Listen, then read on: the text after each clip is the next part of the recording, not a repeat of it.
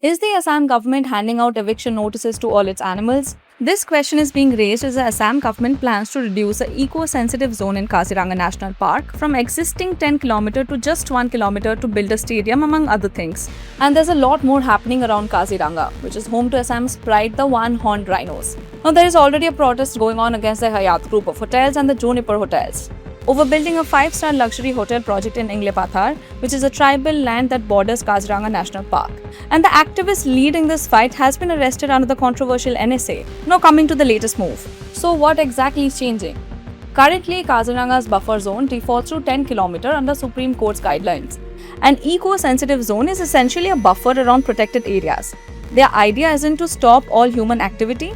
Instead, it is meant to prevent activities such as mining, polluting industries, and unregulated construction from putting excessive pressure on fragile ecosystems. In Kaziranga's case, the 10 km figure is currently the default because a park-specific ESZ has not yet been formally notified.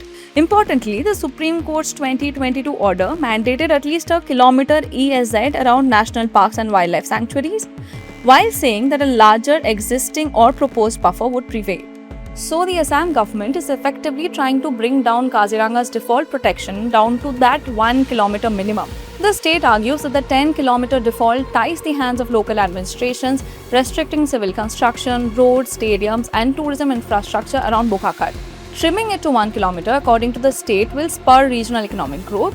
However, environmentalists and local groups warn that shrinking the buffer will devastate the fringe grasslands and animal corridors.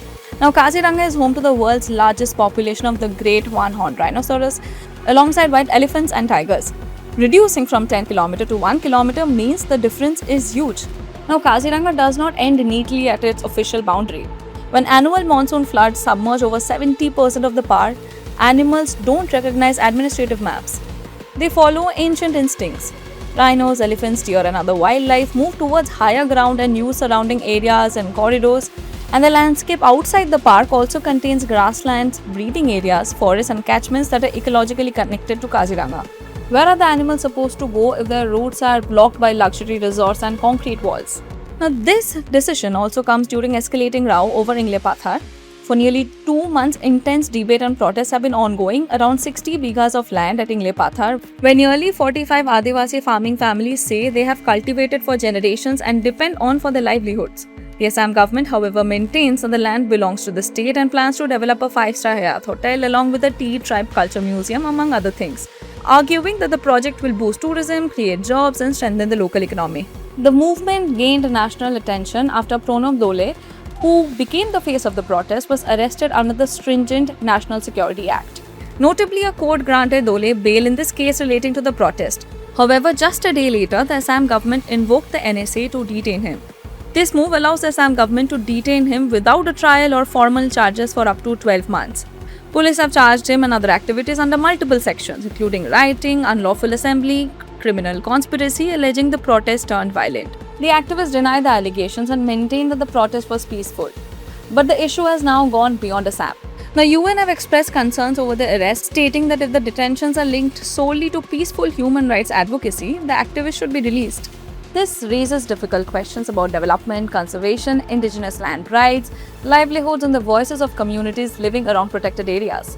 The centre will now have to consider Assam's proposal as to how much of Kaziranga's surrounding landscape should remain protected. But perhaps the real question is how much of Kaziranga's surrounding landscapes are we willing to protect, and what are we willing to sacrifice for development? So what do you think? Can conservation and development coexist? Let us know in the comments.